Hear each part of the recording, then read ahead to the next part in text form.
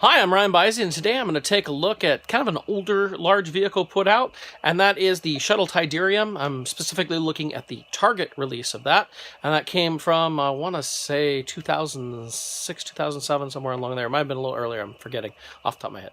So I always thought the Shuttle was one of the coolest things that came out of the vintage era. It was something I did not have as a kid with all my vintage stuff.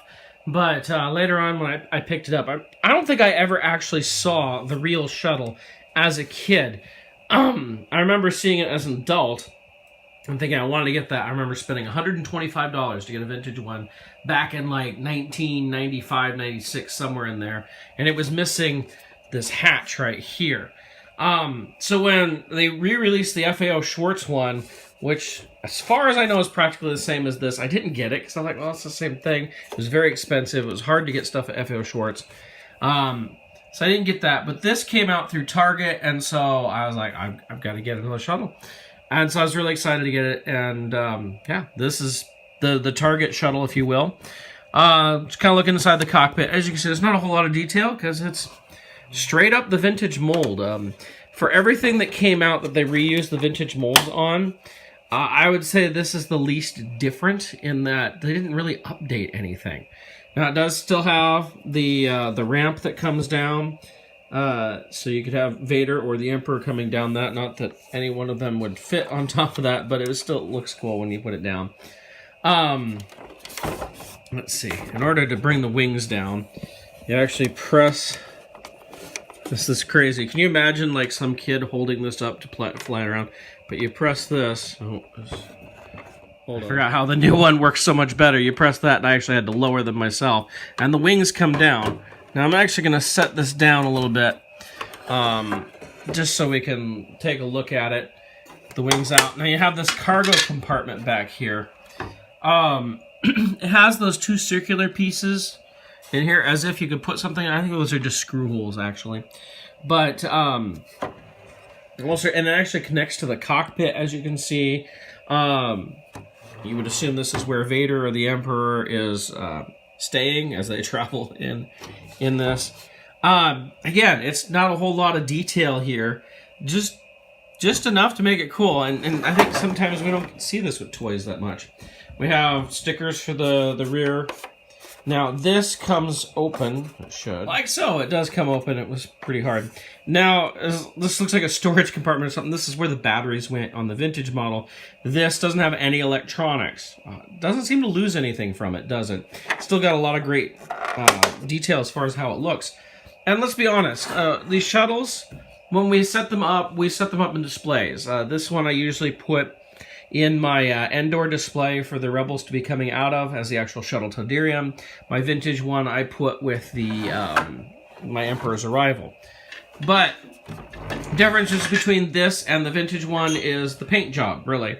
It's all gray, and it's got, well, I mean a darker gray, I should say.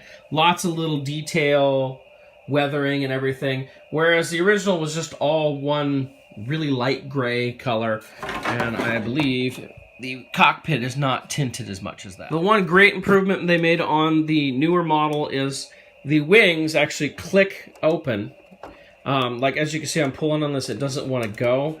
Anybody who has a vintage one knows, usually like one wing is like in, like that, and the other one. Whereas this, you can set it so it's really much more even. We have front guns. These wing guns actually still move, just like the originals. And that's about it. There's not a whole lot else to this. It's just big and looks cool, which we don't see this. It seems like anytime we get any vehicles, big vehicles, new vehicles, they have to have some feature. Electronics, extra features, and all that.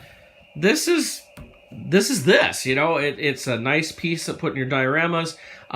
You can see it as a playset because you can open up that back piece. You can have figures inside there and everything. But I should actually show the bottom of this too. Ooh. But I mean, this is all it is. You can see all the great detail that was put into this way back when. You know, it's not like they added all this in. Let's see. If you notice the copyright date, I know it's upside down there. Still says 1984 because it's the exact same mold. They didn't do anything different to this. So if you can find these, I mean, these go really expensive. Practically, these Target and FAO Schwartz models go for just as much as a vintage one. And maybe it's because the mold is no different anymore. But I've noticed, I've looked at prices on some of these at times, and yeah, it's still pretty darn expensive, and just as expensive as a vintage one. Same time, a vintage one, like I said, I spent $125 one. That was a going rate back in the mid-90s, and it doesn't seem to have gone up a whole lot since then. Maybe a little bit, but these seem to be the same price as well. Now, the this one came with an Emperor's Royal Guard, and I want to say a Vader figure. I'm not remembering entirely off the top of my head here.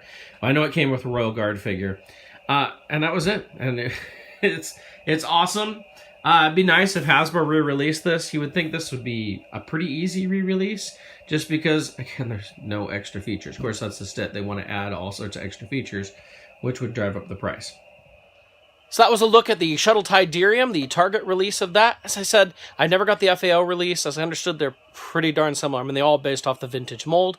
It is awesome that this was such a cool vehicle back in 1984 that it still stands up today. I don't know, would you add anything to this? Would you try to redo the shuttle? I've never heard people saying, re-release the shuttle with this, or redo it this way. I mean, electronics might be nice, but I mean, really, most of us are going to just throw it on a shelf anyway. But if you have any suggestions that what you might do with the shuttle, go ahead and put them in the comments below. If you like this, go ahead and subscribe. I'm getting lots of review videos out. I've got another one coming up really quickly on a new purchase that I picked it up. And probably by the end of the summer, I'm going to have a pretty decent tour of my whole Star Wars collection here in my garage. You can see a little bit behind me as it's starting to come together. But a few dioramas are happening. Character stuff is getting all set up. I hope you enjoyed this. If you didn't, let me know that too. I love hearing your comments. Go ahead and post those below. Until next time, thank you for watching.